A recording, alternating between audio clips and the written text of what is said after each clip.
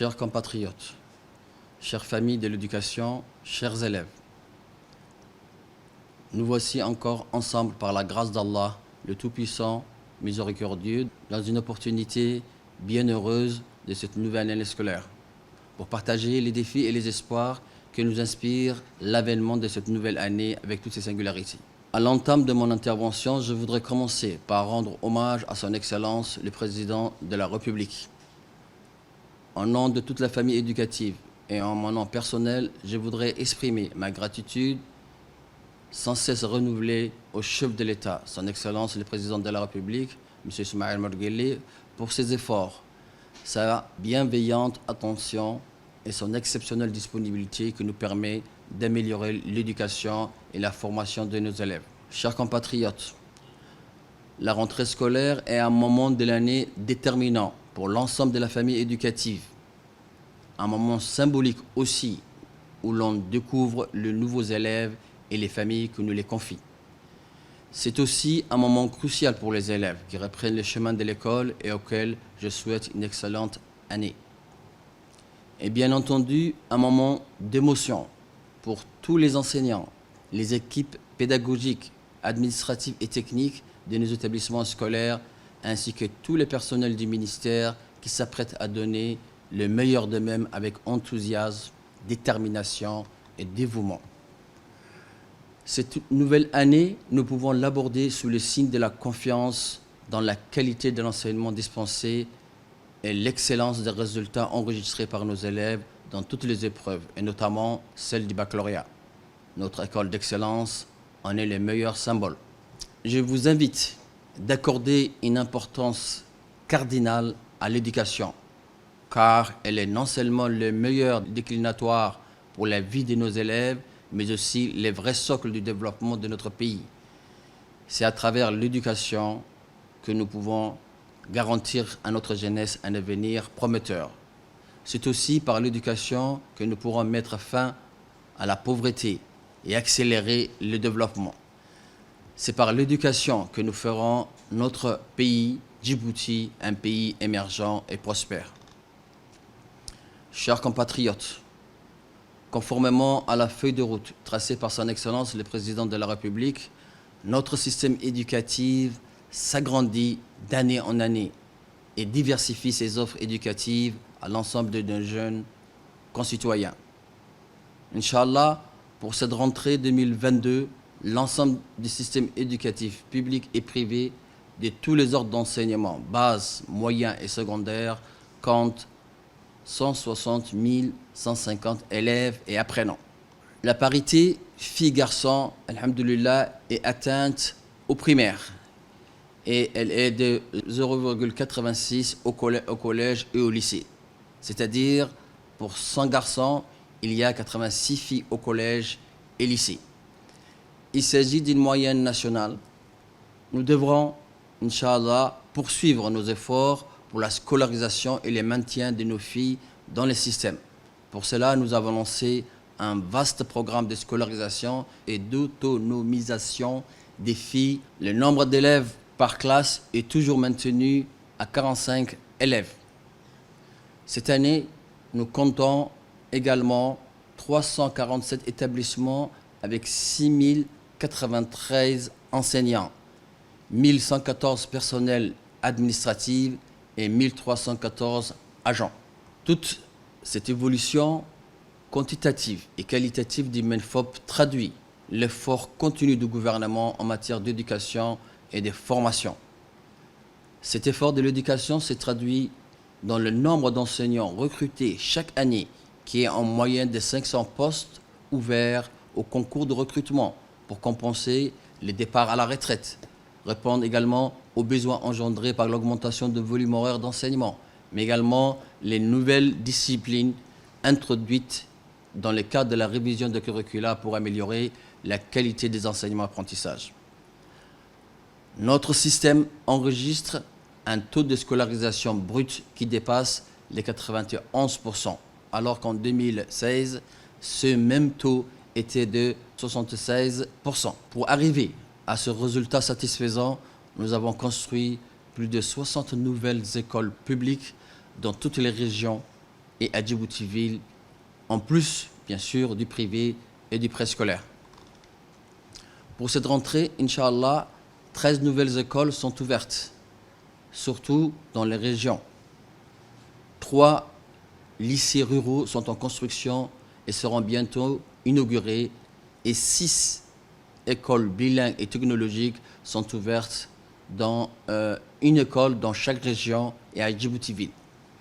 Par l'ouverture donc des écoles bilingues et technologiques, nous complétons le large panel d'éducation que nous offrons à nos jeunes compatriotes. Il s'agit de l'enseignement francophone, arabophone, anglophone pour les enfants réfugiés et enfin bilingue et technologique. Parallèlement donc à la démocratisation de notre système, nous nous orientons également vers l'excellence. Ainsi, les classes préparatoires aux grandes écoles seront créées cette année à l'école d'excellence pour accueillir nos 37 brillants bacheliers à haut potentiel intellectuel issus de ces mêmes établissements. C'est une fierté pour nous tous.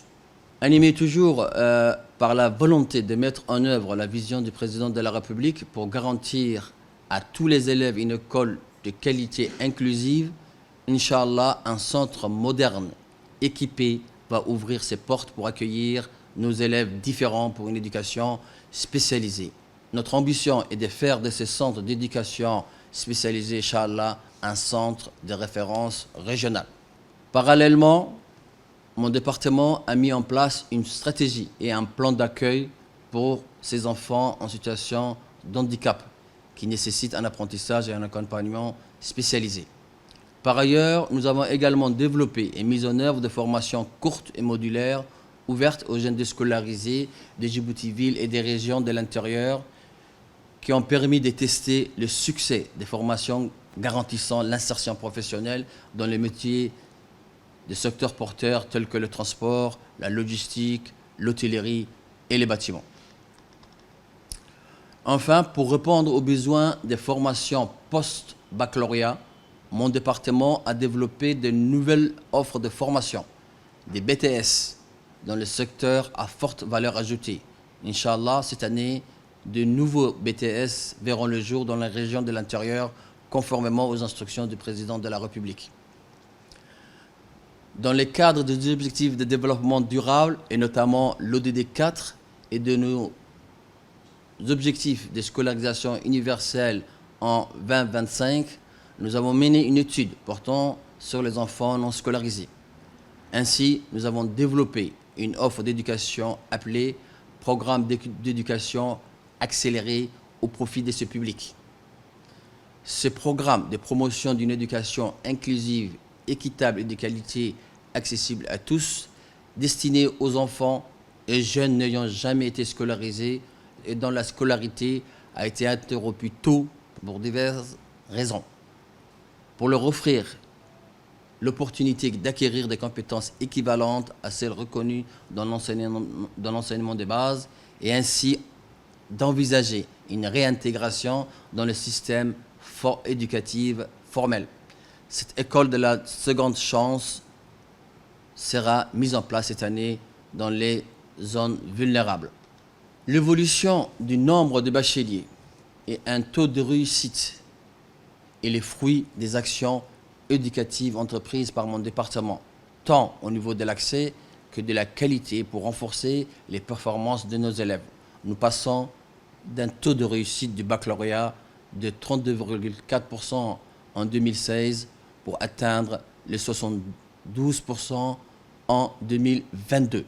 Et d'ailleurs, dans certains établissements, le taux d'admission dépasse même les 90%. Mais la réussite est avant tout celle des élèves et les fruits de son travail. Je tiens donc à réitérer mes vives félicitations à nos bacheliers tout en leur souhaitant une bonne continuation et la réussite de leurs études supérieures. Par ailleurs, la décision de décentraliser les baccalauréats l'année dernière, impulsée par son Excellence le Président de la République, a été juste et judicieuse et accueille avec beaucoup de soulagement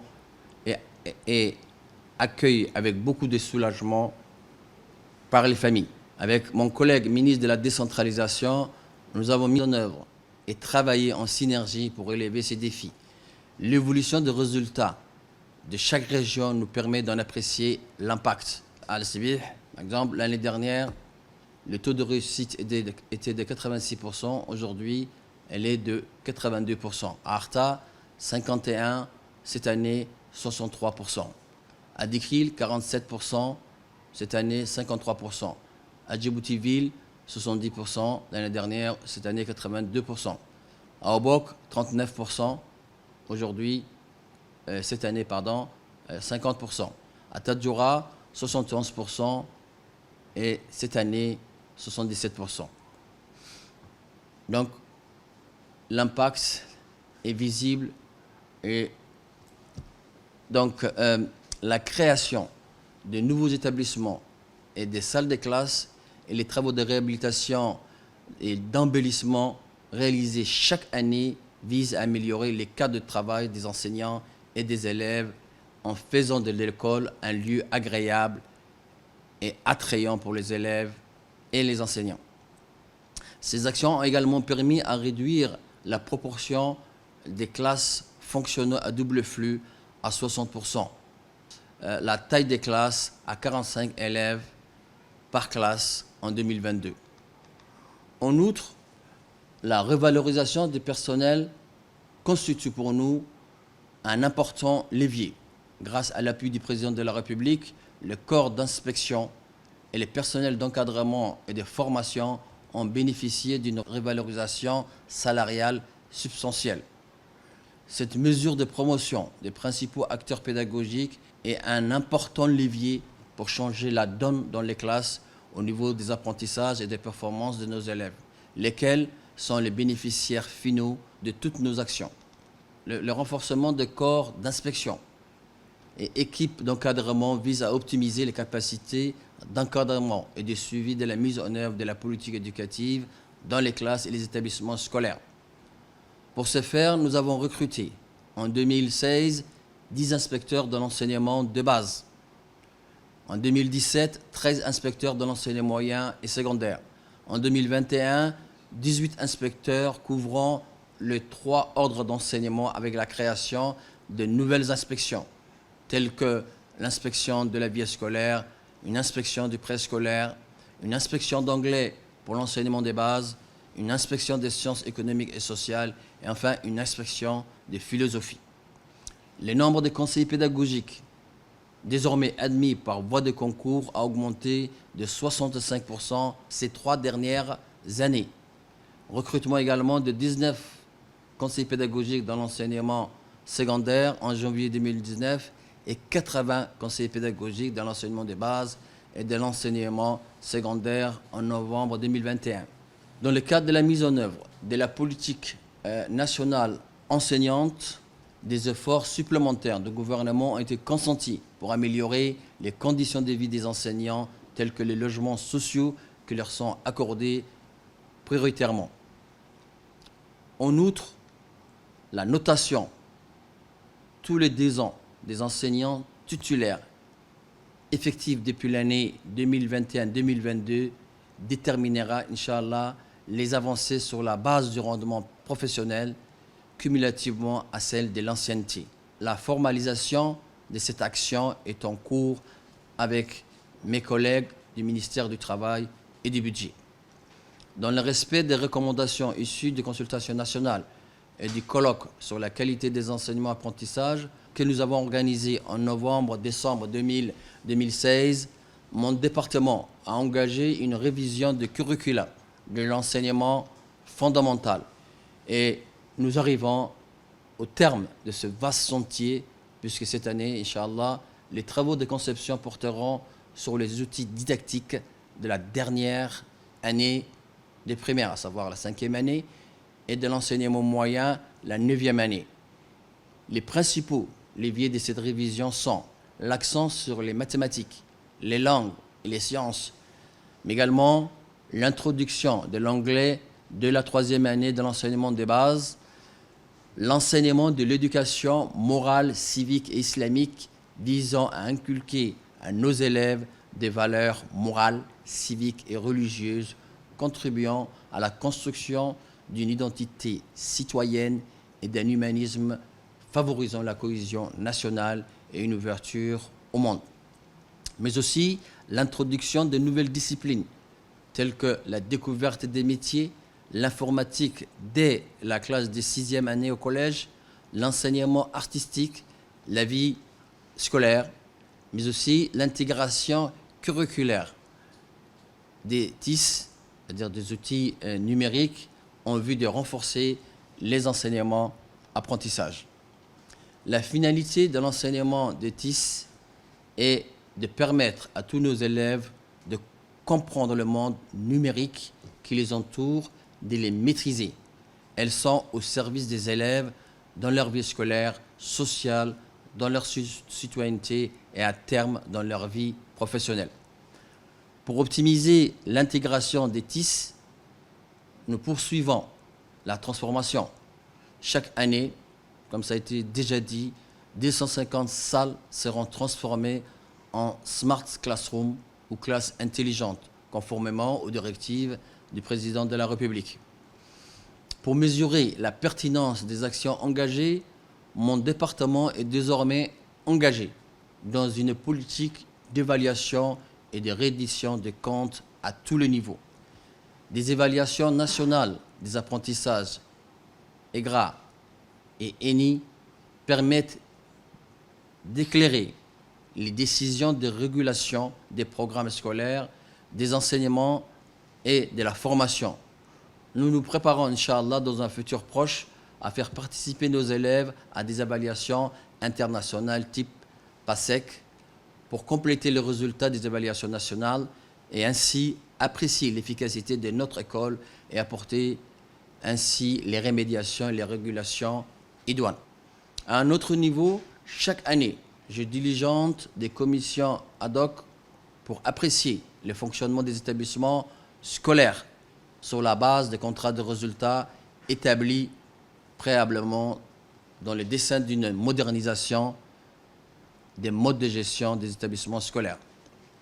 L'inspection générale du ministère de l'Éducation nationale a également lancé des audits pédagogiques et mis en cohérence les outils et les grilles d'observation pour mieux évaluer les pratiques pédagogiques des enseignants et leur efficacité sur la qualité des apprentissages. Chers compatriotes, comme vous pouvez le constater vous-même, la transformation de notre école est bien engagée. Les perspectives de cette nouvelle année scolaire et les années à venir sont bien intéressantes. Nous avons réalisé en mars 2022 un audit organisationnel du ministère qui doit déboucher cette année sur une nouvelle organisation et un nouveau fonctionnement. Cet audit doit nous permettre de recentrer les attributions et les ressources des entités autour des objectifs stratégiques de l'éducation tels que l'accès, l'équité, la qualité et la gouvernance moderne. Il renforce le pilotage sectoriel. Il permet à l'ensemble des acteurs de partager la vision et les objectifs. Il instaure la gestion axée sur leurs résultats et une culture de suivi et évaluation à tous les niveaux. Après l'audit organisationnel, le développement du préscolaire constitue une des grandes priorités de mon département. Nous avons créé une inspection des préscolaires en mars 2021, révisé le curricula aussi, lancé la conception d'outils didactiques qui seront mis en œuvre dès cette rentrée scolaire par des enseignants formés et bien encadrés sur le terrain. Comme il est défini dans la stratégie du préscolaire, les MENFOP offrent une année du préscolaire à tous les enfants âgés de 5 ans. Nous nous sommes fixés des objectifs stratégiques pour l'éducation préscolaire. En juin 2025, Inch'Allah, 75% des élèves âgés de 5 ans doivent bénéficier d'une année du préscolaire. C'est un résultat que nous devons atteindre pour agir directement sur la qualité des enseignements apprentissages. Toutes les études montrent que les élèves qui ont fait une année du préscolaire réussissent mieux que ceux qui ne l'ont pas fait.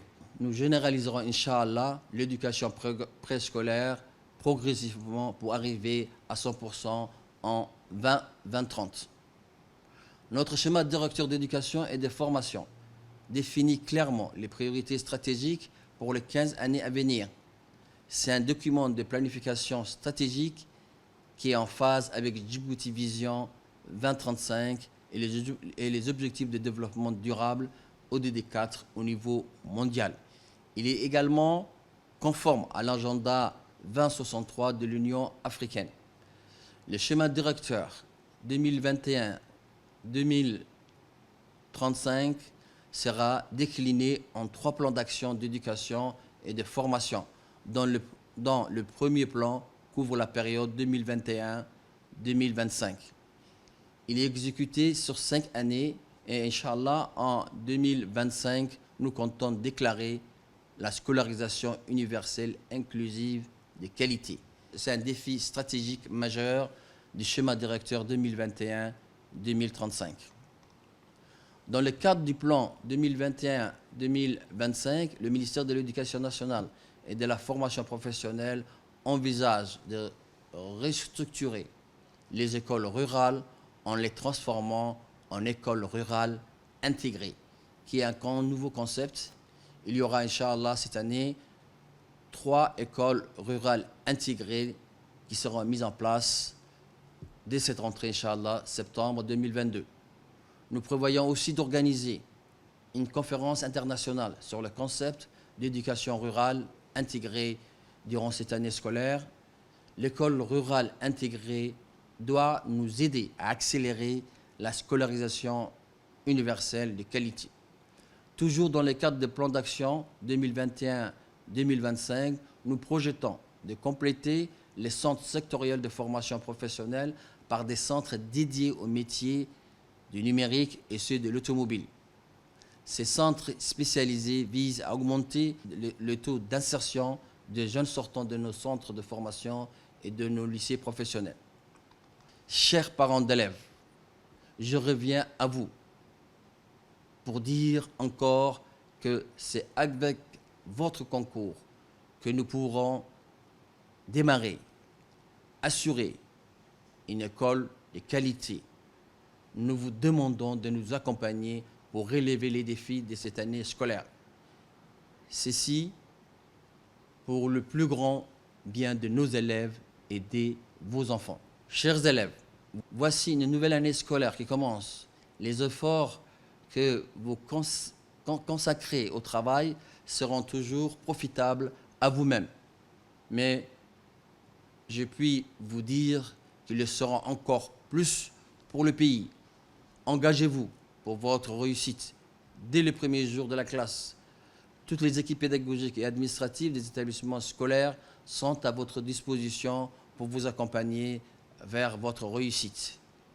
Enfin, chères familles de l'éducation, portons haut et fort la vision du président de la République pour garantir à nos élèves une école citoyenne, inclusive, de qualité. Nous sommes conscients des défis que nous devons relever ensemble, mais notre ambition est à la mesure de notre détermination. Engageons-nous pour la réussite de nos élèves et le développement de notre patrie. Bonne rentrée scolaire à toutes et à tous. Vive l'éducation nationale, vive le président de la République et vive la République de Djibouti.